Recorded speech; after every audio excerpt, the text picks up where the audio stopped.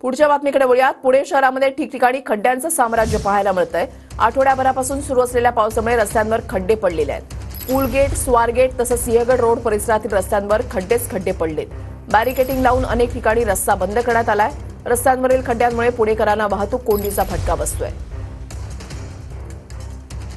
सातत्यानं पडत असलेल्या पावसामुळे पुण्यामधल्या वेगवेगळ्या भागामध्ये रस्त्यांवर मोठ्या प्रमाणामध्ये खड्डे पडलेले आहेत आणि या खड्ड्यांमुळे वाहन चालकांची मात्र तारांबळ होत असताना पाहतोय। वाहतूक कोंडीचा त्रास वाहन चालकांना सहन करावा लागतोय।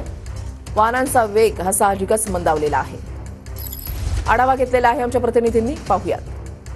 पुण्यात झालेल्या मुसळधार पावसामुळे शहरातल्या रस्त्यांवरती मोठमोठे खड्डे पडल्याचं पाहायला मिळतंय।